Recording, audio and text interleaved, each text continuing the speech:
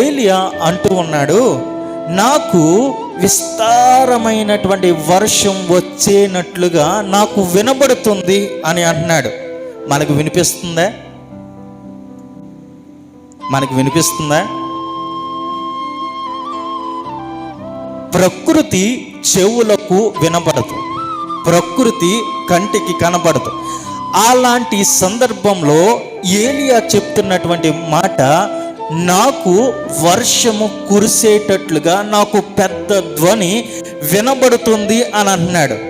ఏలియా ఈ మాటలు చెప్పడం అనేటువంటిది ఎంత అద్భుతమైనటువంటి విషయమో చెప్పనా. ఒకవేళ మేఘమును చూస్తూ ఉన్నటువంటి వాడైతే ఎక్కడ కూడా మేఘం కనిపించట్లేదు, ఎక్కడా కూడా మబ్బు అనేటువంటిది కనిపించట్లేదు. ఒకవేళ ఆ కాలంలో మీరు అనుకోవచ్చు, వర్ష సూచనలు చెప్పేటువంటి వారు ఉన్నారు అని అనుకోవచ్చు. బహుశా పూర్వకాలంలో దూరదర్శన్ అనేటువంటి ప్రసారాలు జరిగేవి.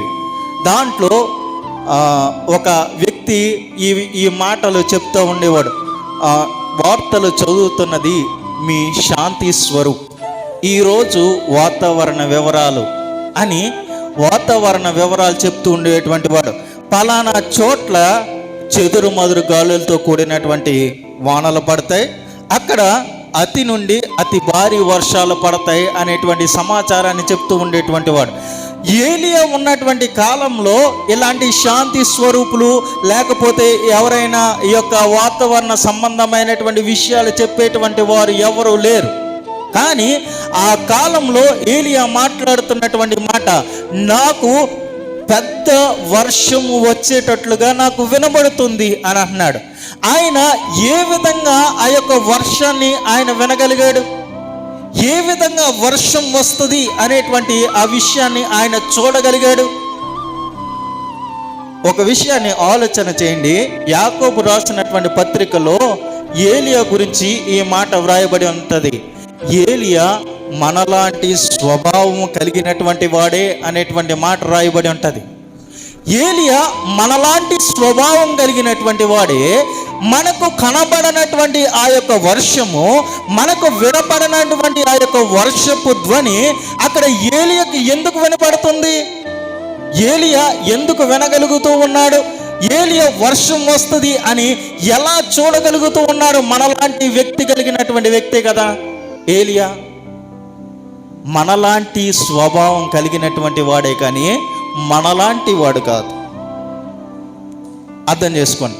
ఏలియా మనలాంటి స్వభావము కలిగినటువంటి వాడే కానీ మనలాంటి వాడు కాదు. ఎందుకు అనంటే మన కంటితో మనం చూస్తే మనకు కనబడదు, కానీ ఏలియా తన కంటితో చూస్తే ఆయనకి కనబడింది. మన చెవులతో మనం వింటే మనకు వినపడదు, కానీ ఏలియా తన చెవులతో వింటే తనకు వినపడింది. ఆయనకి మనకి అంత వ్యత్యాసం ఉన్నది. ఆయన అంటున్నటువంటి మాట ఏంటో తెలుసా?